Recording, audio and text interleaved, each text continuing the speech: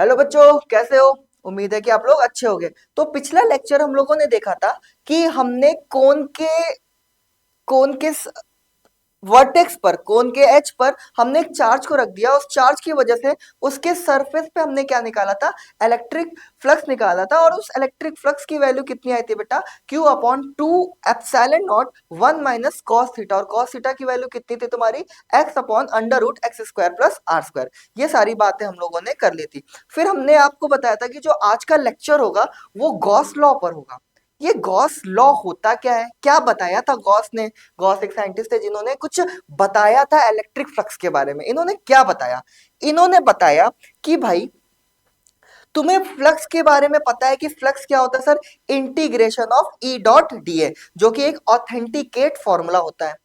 Gauss law एक shortcut था electric flux निकालने का, एक आसान तरीका था इलेक्ट्रिक फ्लक्स निकालने का।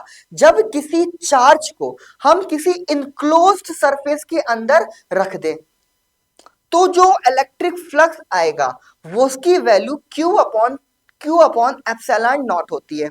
ये बताया था गॉस ने। थोड़ा सा ढंग से इनको समझते हैं। तो हमने एक चीज देखी थी कि सर एक हमने प्लेन एरिया ले लिया था, ठीक है। एक हमने प्लेन एरिया ले लिया था, इसका एक छोटा सा एरिया ले लिया जिसका एरिया वेक्टर डीए ले लिया, ठीक है। इसका एरिया वेक्टर डीए ले लिया। पिछले लेक्चर की हम बात कर रहे हैं। और हमने बना दिया यहाँ पर क्या बेटा? इलेक्ट्रिक फील्ड बना दिया, ठीक है। ये इलेक्ट्रिक फील्ड एरिया वेक्टर से एंगल बना रही है थीटा। तो तो इधर वाला कंपोनेंट कितना होगा इसका बेटा? E cos theta. और इधर वाला कंपोनेंट कितना होगा इसका? ई साइन थीटा।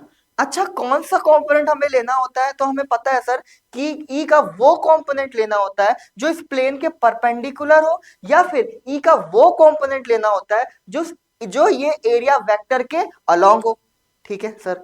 तो यहां पर जो फ्लक्स आया था वो छोटे से एरिया का फ्लक्स छोटा आएगा। कितना आया था तुम्हारा? ई डॉट डी ए कॉस थीटा, ठीक है। कॉस थीटा तो वैसे भी 1 हो जाएगा क्योंकि थीटा की वैल्यू कितनी है? 0 डिग्री है, ठीक है। तो डी फाई की वैल्यू कितनी आ जाएगी हमारी? ई डॉट डी ए का इंटीग्रेशन। ये बात हम लोगों ने पढ़ ली थी। और ये था हमारा मैथमेटिक्स निकालने का तरीका। ये था हमारी मैथमेटिक्स जो कि जिसकी हेल्प से हम क्या निकालेंगे? फ्लक्स निकालेंगे। और ये हमेशा वैलिड होगा। ऑलवेज क्या होगा बेटा? हमेशा क्या होता है? वैलिड होता है, क्योंकि हमें पता है कि जो इंटीग्रल वाला फॉर्मूला होता है वो हमेशा वैलिड होता है, ठीक है। अब बात करते हैं हम कि गॉस लॉ क्या होता है। बात करते हैं हम लोग गॉस लॉ क्या होता है, ठीक है। गॉस लॉ क्या होता है? तो गॉस लॉ की पहले मैं डेफिनेशन लिखता हूं, फिर मैं आपको समझाता हूं, ठीक है। गॉस लॉ होता है बेटा कि the net electric flux the net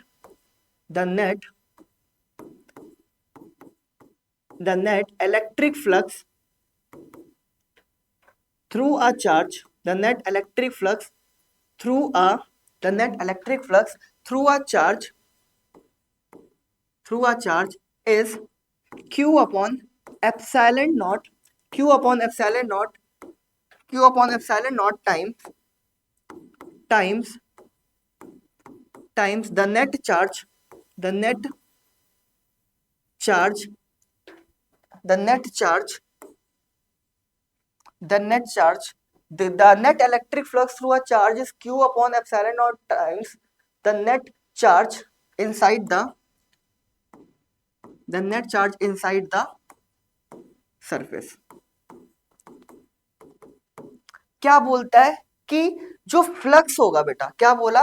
कि जो फ्लक्स होगा वो किसके बराबर होगा सर? वो होगा, इसको यहां से हटा दो और यहां पे लगा दो 1/एप्सिलॉन नॉट, ठीक है। 1/एप्सिलॉन naught times the net charge. तो 1/एप्सिलॉन naught times the net charge which is inside the surface. तो ये था हमारा फ्लक्स की कहानी। जरा फिर से समझते हैं, ढंग से समझते हैं। लेक्चर अच्छे से समझेंगे तभी हमें गॉस लॉ समझ में आएगा। हमने नहीं बोला, गॉस ने बोला कि जो नेट इलेक्ट्रिक फ्लक्स है वो कितने टाइम्स है? 1/एप्सिलॉन naught times the net charge. ये चार्ज कैसा है? Net charge which is inside the surface. मतलब कि सर कि एक जो चार्ज हमने ले लिया और इसके अक्रॉस हमने एक सरफेस बना दिया। हमने बोला कि एक चार्ज ले लिया और इसके अक्रॉस एक सरफेस बना दिया। ये सरफेस कैसा होना चाहिए बेटा? 3D सरफेस होना चाहिए, 2D सरफेस नहीं लेना है। ये कैसा सरफेस होना चाहिए हमारा? 3D सरफेस होना चाहिए। ये 3D सरफेस के अंदर चार्ज रखा हो तो इस चार्ज से जो इलेक्ट्रिक फील्ड लाइंस निकलेंगी, अरे बोलो भाई, इलेक्ट्रिक फील्ड लाइंस निकलेंगी और ये इलेक्ट्रिक फील्ड लाइंस इस सरफेस को काटते हुए जाएंगी।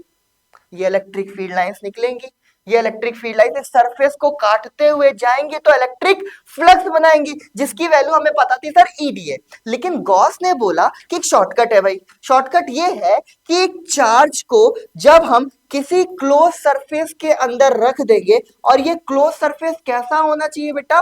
3D सरफेस होना चाहिए। तो इस चार्ज के थ्रू इस सरफेस पे जो फ्लक्स नेट आएगा वो कितने के बराबर आएगा?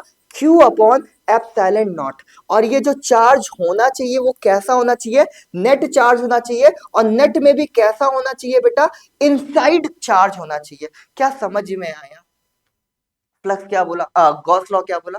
गॉस लॉ बोला कि अरे भाई सिंपल से समझो ना, एक हमने क्लोज सरफेस ले लिया, एक हमने क्लोज सरफेस ले लिया, उस क्लोज सरफेस के अंदर हमने चार्ज को क्या कर दिया? रख दिया। अब इस चार्ज की वजह से जो नेट फ्लक्स आएगा वो कितना आएगा? Q upon epsilon not. हमेशा एक चार्ज को किसी क्लोज सरफेस के अंदर रख दो, उसकी वजह से कुछ फ्लक्स आएगा जिसकी वैल्यू कितनी होगी? Q upon epsilon not. ये शॉर्टकट भाई साहब जी ने दे दिया था, कोई दिक्कत कोई परेशानी नहीं।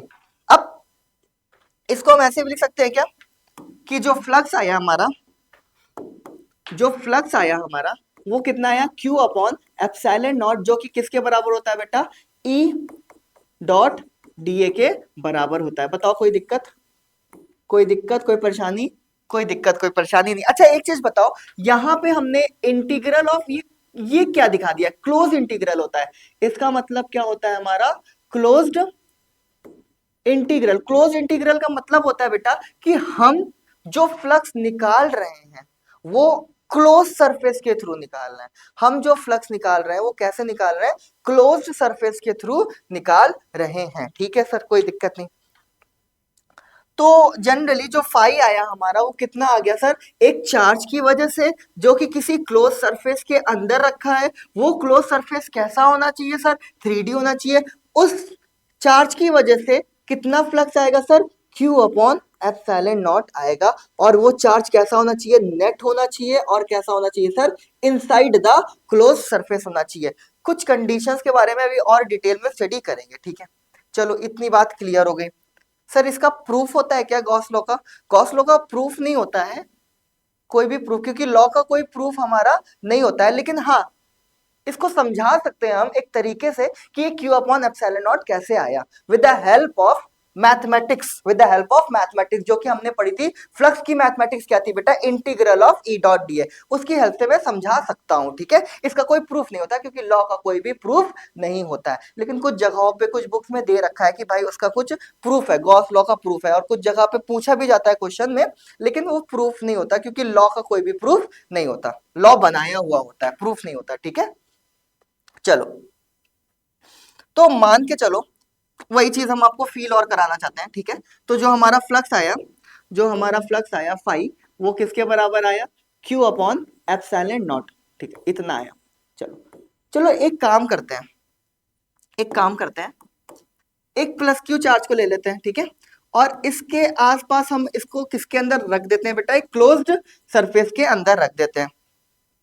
एक प्लस Q चार्ज ले लिया और इसको हमने कैसे रख दिया? एक क्लोज्ड सरफेस के अंदर रख दिया, ठीक है। अब इस प्लस Q चार्ज से क्या निकलेंगी? इलेक्ट्रिक फील्ड लाइंस निकल रही होगी। बहुत बढ़िया, इलेक्ट्रिक फील्ड लाइंस निकल रही होंगी। हाँ सर, इलेक्ट्रिक फील्ड लाइंस निकल रही होंगी। इस क्लोज चार्ज से इलेक्ट्रिक फील्ड लाइंस निकल रही होंगी, ठीक है सर। अब इस सरफेस से, स्फेरिकल सरफेस से इलेक्ट्रिक फील्ड लाइंस जब पास कर रही हैं तो फ्लक्स बना रहा होगा। वही सेम कहानी, हाँ सर, फ्लक्स बना रहा होगा। चलो हम एक काम करते हैं, इस छोटे से एरिया का फ्लक्स पहले निकाल लेते हैं। अब हमेशा दिमाग में रखना कि जो फ्लक्स होता है वो किसी प्लेन सरफेस पर निकलता है, ना कि वॉल्यूम के थ्रू निकलता है, ठीक है। वॉल्यूम पे नहीं निकलता है, किसी प्लेन सरफेस पे निकलता है फ्लक्स, ठीक है। तो वॉल्यूम पे ना निकाल देना, सरफेस पे फ्लक्स निकलता है। छोटी छोटी बातें अपने दिमाग में रखना, ठीक है। चलो, तो इसके थ्रू जो इलेक्ट्रिक फील्ड होगी वो इसका इतना होगी, और जो एरिया वेक्टर होगा बेटा ई इतना होगा। कोई दिक्कत? इसके थ्रू भी कितनी होगी तुम्हारी? अगर यहाँ पर भी हमने छोटा सा एरिया काट लिया तो जो एरिया वेक्टर होगा डीए इधर होगा, डीए इधर होगा, और जो इलेक्ट्रिक फील्ड होगी वो इधर होगी। इसके थ्रू भी सेम यही हाल होगा, इसके थ्रू भी सेम यही हाल होगा, इसके थ्रू भी सेम यही हाल होगा। इन सबको हम क्या कर देंगे? ऐड कर देंगे, तो हमें टोटल फ्लक्स मिल जाएगा क्या? तो इसका फ्लक्स हम निकालते हैं, तो क्योंकि एरिया बहुत छोटा है तो फ्लक्स इसका निकलेगा बहुत छोटा। तो D phi is equal to कितना हो जाएगा बेटा? ई डॉट डी ए, और इन दोनों के बीच का एंगल 0 डिग्री है तो cos 0 1 हो जाएगा। कोई दिक्कत नहीं। चलो, इंटीग्रेट कर देंगे बोथ द साइड, तो क्या हो जाएगा तुम्हारा? Phi is equal to integral of E dot D A. कोई दिक्कत? ये चीज हम ऑलरेडी बता चुके थे आपको, है ना। चलो, अच्छा बताओ कि इलेक्ट्रिक फील्ड की वैल्यू कितनी होती है? 1/4 pi epsilon naught Q divided bye, हर डिस्टेंस कितनी रहेगी बेटा? आर आर आर सेम रहेगी क्या? हाँ, तो हर distance q divided by are square. कोई दिक्कत, कोई परेशानी नहीं। चलो, तो phi is equal to E, तो वैसे भी बाहर हो जाएगा, integration of d A, d A d A d A d A d A को इंटीग्रेट कर देंगे तो पूरा टोटल ए मिल जाएगा क्या हमें? सरफेस का मिल जाएगा सर। तो यहाँ पे फाई इज इक्वल टू कितना हो जाएगा? E into A, E A. तो phi is equal to E की वैल्यू कितनी है बेटा? 1/4 pi epsilon naught Q divided by are square into area. इस स्फीयर का सरफेस एरिया क्या होगा? Total surface area 4 pi R square होगा क्या? ठीक है सर, तो 4 पाई आर स्क्वायर, ठीक। तो 4 पाई से 4 पाई खत्म, आर स्क्वायर से आर स्क्वायर खत्म। तो जो फ्लक्स आई उस चार्ज की वजह से जो कि इसके अंदर था और वो नेट चार्ज था, कितनी आई तुम्हारी? Q divided by epsilon naught. लो, यहां से हमें चीजें और अच्छे से क्लियर हो गई। बताओ कोई दिक्कत? बताओ कोई दिक्कत? तो कोई दिक्कत नहीं होनी चाहिए, ठीक है। अब हमारे दिमाग में एक सवाल आता है, हमारे दिमाग में ये इसमें कोई दिक्कत क्या? समझ में आ गया? ठीक है। हमारे दिमाग में एक सवाल आता है कि सर अगर क्लोज सरफेस के अंदर हम किसी चार्ज को रखते हैं, अगर क्लोज सरफेस के अंदर किसी चार्ज को रखते हैं या 3D सरफेस के अंदर हम किसी चार्ज को रखते हैं, तो क्या शेप साइज पे डिपेंड करेगा क्या फ्लक्स? तो मेरा आंसर है बेटा नहीं, शेप और साइज पे फ्लक्स डिपेंड नहीं करता है। जरा देखो, शेप और साइज पे डिपेंड नहीं करता है। कैसे? देखो, यहां पर आर स्क्वायर से आर स्क्वायर कट गया, तो जैसा भी शेप साइज आप रखो, चार्ज को बीच में रखो, हमेशा फ्लक्स कितना ही मिलेगा आपको? Q divided by epsilon not निकले मिलेगा। उस फ्लक्स वो जो फ्लक्स है उस सरफेस से पास करता हुआ कितना मिलेगा? Q divided by epsilon not ही मिलेगा, ठीक है।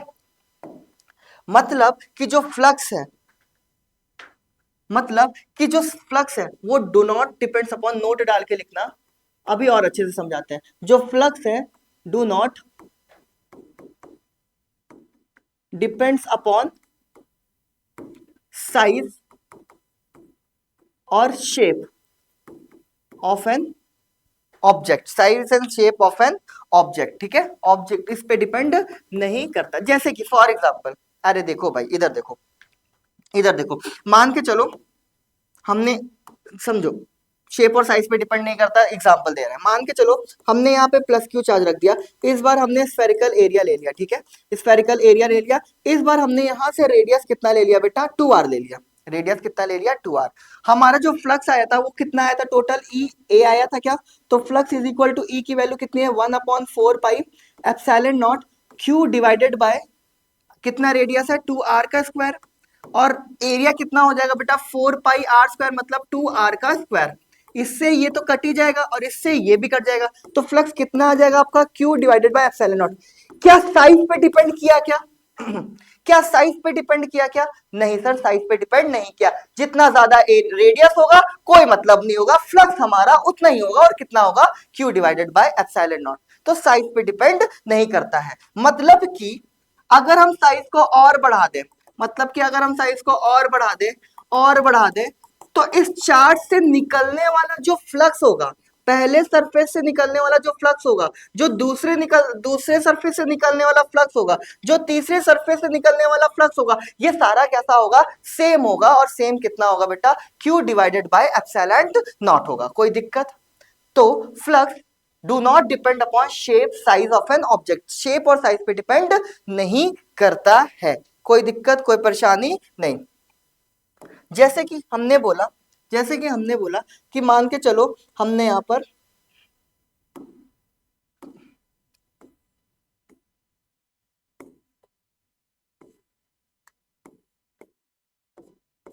एक हमने क्यूब बना दिया और इसके अंदर हमने चार्ज को रख दिया, ठीक है, नेट चार्ज हमने यहां पर रख दिया, ठीक है। इसकी वजह से फ्लक्स बताओ।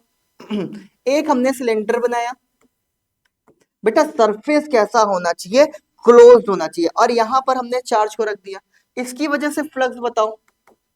एक हमने स्फीयर बना दिया, यहां पे प्लस क्यू चार्ज को रख दिया, इसकी वजह से फ्लक्स बताओ। तो आपको पता है सर कि सबकी वजह से फ्लक्स कैसा होगा, हमारा सेम होगा, क्योंकि फ्लक्स डू नॉट डिपेंड्स किसके पर, शेप और साइज पे। तो इस पे भी कितना हो जाएगा हमारा Q अपॉन एप्सिलॉन नॉट, इस पे भी कितना हो जाएगा sir Q upon epsilon not, इस पे भी कितना हो जाएगा sir Q upon epsilon not. कोई दिक्कत, कोई परेशानी नहीं, ठीक है। तो जो एक और ऐसे भी समझ सकते हो, ऐसे भी थोड़ा समझो, ये चीज तो समझ में आ गई होगी कि शेप और साइज पे डिपेंड नहीं करता है। ऐसे भी समझ सकते हो कि अगर किसी क्लोज सरफेस के अंदर चार्ज Q को रख देते हैं, अगर किसी क्लोज सरफेस के अंदर चार्ज Q को रख देते हैं, तो उस चार्ज Q की वजह से कितना फ्लक्स हमें मिलेगा बेटा, Q अपॉन एप्सिलॉन नॉट। तो एक चार्ज Q को जब हम किसी क्लोज सरफेस के अंदर रख देते हैं, तो वो चार्ज Q कितना फ्लक्स बनाएगा, Q अपॉन एप्सिलॉन नॉट। लिख लो कि चार्ज Q की वजह से किसी क्लोज सरफेस के अंदर, किसी क्लोज सरफेस के सरफेस पर कितना फ्लक्स बनता है, Q अपॉन एप्सिलॉन नॉट। बताओ कोई दिक्कत, कोई परेशानी नहीं। तो इतनी बातें समझ में आ गई क्या? चलो कुछ इंपॉर्टेंट पॉइंट्स हम लोग डिस्कस आगे करते हैं, ठीक है। कुछ इंपॉर्टेंट पॉइंट्स हम लोग डिस्कस करते हैं।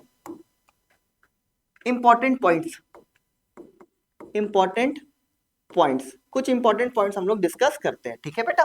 चलो, तो हमें पता है कि फ्लक्स कितना आया, Q अपॉन एप्सिलॉन नॉट, ठीक है। ये बेटा जो फ्लक्स निकल रहा है वो कैसे सरफेस से निकलना चाहिए, हमारा क्लोज सरफेस से। ये कंडीशन होनी चाहिए कि सरफेस कैसा होना चाहिए, क्लोज होना चाहिए। और इस क्लोज सरफेस को ही बोलते हैं बेटा हम लोग कौन सा सरफेस, गॉसियन सरफेस। इस क्लोज सरफेस को ही हम गॉसियन सरफेस बोलते हैं। चार्ज हमेशा कैसा होना चाहिए बेटा, नेट होना चाहिए। और सबसे इंपॉर्टेंट बात कैसा होना चाहिए, इनसाइड द क्लोज्ड सरफेस होना चाहिए, inside the closed surface, inside the closed surface होना चाहिए। तो पहली बात है ये, ठीक है। अब सर इसको थोड़ा सा समझा पाओगे क्या कि चार्ज हमेशा इनसाइड हो, अगर किसी क्लोज सरफेस के बाहर हमने चार्ज को रख दिया तो क्या फ्लक्स जीरो आ जाएगा क्या सर? हाँ बेटा, अगर किसी चार्ज को हमने क्लोज सरफेस के बाहर रख दिया तो फ्लक्स कितना आएगा, जीरो। जरा देखते हैं, चेक करते हैं, चेक करते हैं, ठीक है, चेक करते हैं, चेक करते हैं। मान के चलो हमने एक एरिया ले लिया, ठीक है, एक हमने एरिया ले लिया, ठीक है, चलो ठीक है सर। और हमने यहां पे चार्ज को रख दिया, बाहर रख दिया इसके चार्ज को, ठीक है। इस चार्ज से क्या निकल रही होंगी बेटा, इलेक्ट्रिक फील्ड लाइंस निकल रही होंगी, जो काटते हुए इसको गई होंगी, कुछ ऐसे निकल रही होंगी। कोई दिक्कत, कोई दिक्कत की बात नहीं है, कुछ इलेक्ट्रिक फील्ड लाइंस निकल रही होंगी यहाँ पे। हमने इस एरिया को देखा, जरा ध्यान से देखना, इस एरिया पे देखा, इस सरफेस के एरिया पे देखा, इसका एरिया वेक्टर कैसे होगा, डीए इधर होगा, ठीक है, इलेक्ट्रिक फील्ड ऐसे। चलो, इस एरिया के थ्रू जो फ्लक्स निकल के आया, लेट सपोज φ1, वो कितना आ जाएगा बेटा, माइनस ई डॉट डी ए, क्योंकि दोनों का साइन कैसा है, डायरेक्शन कैसा है, अपोजिट, ठीक है। इससे भी काटता हुआ गया, इससे भी काटता हो गया, इससे निकाल लो। तो इसका जो एरिया वेक्टर है डीए इधर होगा, अरे भाई डीए इधर होगा, और इलेक्ट्रिक फील्ड ऐसे होगा फाइव टू सेकेंड सरफेस कितना हो जाएगा, ई डॉट डीए। जो नेट फ्लक्स निकाल लो, फिर नेट फ्लक्स कितना हो जाएगा तुम्हारा, नेट फ्लक्स हो जाएगा सर φ1 प्लस φ2, दैट मीन्स कितना हो जाएगा, E dot DA minus E dot DA, जो कि कितना हो जाएगा तुम्हारा, जीरो। तो नेट चार्ज अगर आउटसाइड है और किसी क्लोज सरफेस पे आप फ्लक्स निकाल रहे हो तो कितना आएगा बेटा, जीरो फ्लक्स आएगा। तो हमारा शर्त होना चाहिए कि वो चार्ज को तुम कहां पर रखो, उस क्लोज सरफेस के अंदर रखो, तभी तुम्हें फ्लक्स कितना मिलेगा, Q divided by epsilon not. कोई दिक्कत? कोई दिक्कत नहीं। चलो तीसरा, एक चीज बताओ, मेरा क्वेश्चन है तुम लोगों से, एक चीज बताओ कि एक चीज बताओ कि लेट सपोज हमने एक काम किया, एक हमने क्लोज सरफेस बना दिया, ठीक है।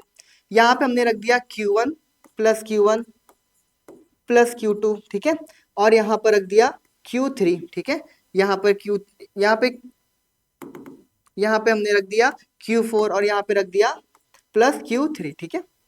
अब बताओ कि फ्लक्स कितना होगा। तो सर हमें पता है कि जो फ्लक्स होता है वो net charge inside the close surface की वजह से आता है। तो net charge inside the close surface कितना है तुम्हारा, तो जो नेट चार्ज है इनसाइड द क्लोज सरफेस कितना है तुम्हारा, ये है सर Q1 प्लस क्यू रब हो रहा है भाई, Q1 plus Q2 plus Q3 divided by epsilon not की वजह से ही फ्लक्स आएगा। और क्या Q4 की वजह से फ्लक्स आएगा सर? क्या नहीं, Q4 की वजह से फ्लक्स नहीं आएगा। ठीक है, इतनी बात समझ में आ गई होगी। अब जरा एक चीज बताओ, हमें पता चल गया कि जो फ्लक्स आया वो Q नेट, जो कि कैसा होना चाहिए हमारा, इनसाइड द क्लोज सरफेस होना चाहिए, divided by epsilon naught is equal to, हमें पता है, integral of E dot dA। अब एक चीज बताओ, इलेक्ट्रिक फील्ड किस किस चार्ज की वजह से बनेगी इसमें? फ्लक्स तो हमें समझ में आ गया कि इस सरफेस के अंदर वाले चार्ज की वजह से आएगा। इलेक्ट्रिक फील्ड किस किस चार्ज की वजह से आएगी? सर इलेक्ट्रिक फील्ड इसकी वजह से भी बनेगी, इसकी वजह से भी बनेगी, इसकी वजह से भी बनेगी और इसकी वजह से भी बनेगी। अरे भाई ये भी तो चार्ज है, इसको क्यों बोल रहे हो? इसकी वजह से फ्लक्स जीरो आ सकता है लेकिन इलेक्ट्रिक फील्ड नहीं आ सकती। इलेक्ट्रिक फील्ड बनेगी तो इलेक्ट्रिक फील्ड ऑल चार्जेस की वजह से बनेगी, सारे चार्जेस की वजह से बनेगी, चाहे वो आउटसाइड हो चाहे वो इनसाइड हो। क्लियर हुआ क्या? समझ में आया क्या कॉन्सेप्ट? फ्लक्स हमेशा चार्ज नेट इनसाइड होना चाहिए किसी क्लोज सरफेस की वजह से, तभी आएगा। लेकिन इलेक्ट्रिक फील्ड चाहे चार्ज इनसाइड हो चाहे चार्ज आउटसाइड हो, हमेशा क्या बनेगा? फ्लक्स बनेगा। इलेक्ट्रिक फील्ड आएगी, कोई दिक्कत, और फ्लक्स इनसाइड की वजह से होगा। हमें नहीं लगता कि कोई दिक्कत कोई परेशानी होगी। ठीक है, चलो नेक्स्ट बात करते हैं बेटा कि एक साइंटिस्ट, एक ऑथर थे, ग्रिफिथ ऑथर ने बताया था कि जो गॉस लॉ है it is always applicable but not useful. उन्होंने बताया था, ग्रिफिथ जी ने बताया था कि, जरा ध्यान से सुनना, बड़ी इंपॉर्टेंट बात हम बता रहे हैं। इन्होंने बताया था कि गॉस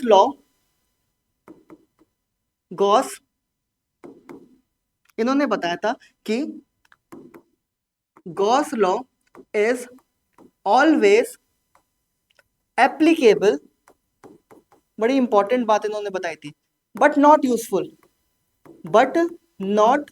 यूजफुल। इन्होंने बोला कि जो गॉस लॉ है ये हर जगह एप्लीकेबल हो जाएगा लेकिन ये उतना यूजफुल नहीं होगा।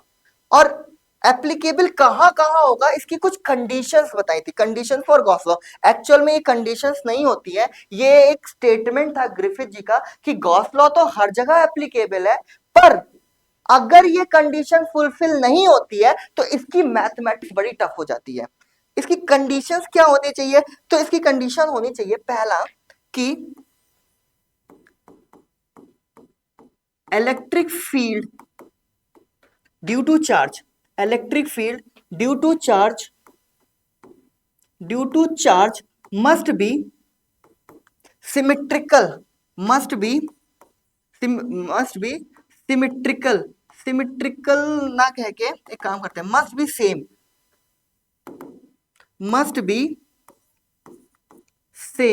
या फिर कांस्टेंट बोल दो, मस्ट बी सेम या फिर कांस्टेंट बोल दो। ये बोला कि भाई इलेक्ट्रिक फील्ड हमारी किसी चार्ज की वजह से कैसी होनी चाहिए, सेम होनी चाहिए, कांस्टेंट होनी चाहिए, इतनी होनी चाहिए। अगर नहीं हुई तो, नॉन यूनिफॉर्म हो गई तो क्या गॉस लॉ नहीं लग पाएगा? लग जाएगा, हमेशा एप्लीकेबल होगा, लेकिन उसकी मैथमेटिक्स बहुत टफ हो जाएगी। तब आप Q upon epsilon not shortcut नहीं लगा पाओगे, तब आपको एक एक सरफेस से क्या करना पड़ेगा, इलेक्ट्रिक फील्ड निकालनी पड़ेगी, इंटीग्रेट करना पड़ेगा और सारा काम करना पड़ेगा। ठीक है, तो गॉस लॉ लग जाएगा फिर भी, लेकिन उसकी मैथमेटिक्स टफ हो जाएगी, यूजफुल नहीं होगा उतना, लेकिन एप्लीकेबल हमेशा होगा। बताओ कोई दिक्कत? तो हमें इलेक्ट्रिक फील्ड क्या लेनी है, सेम लेनी है, कांस्टेंट लेनी है या सिमेट्रिकल लेनी है। ठीक है, उस चार्ज के अबाउट, उस चार्ज के अबाउट इलेक्ट्रिक फील्ड हमें सिमेट्रिकल लेनी है। दूसरा दूसरा दूसरा बोलता है कि angle between that is theta should be angle between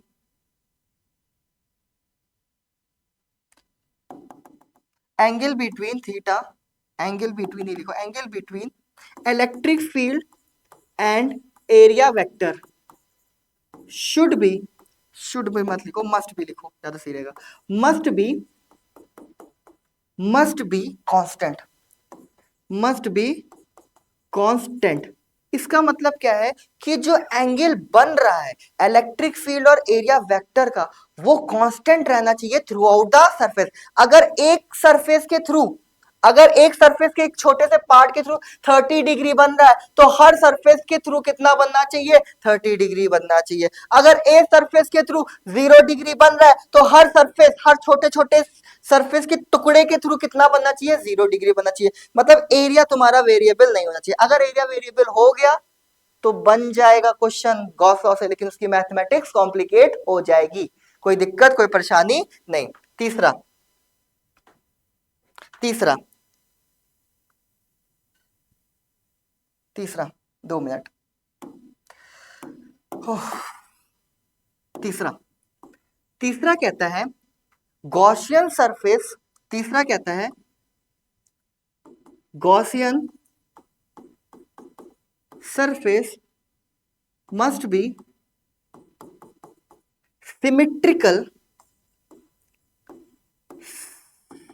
symmetrical about charge.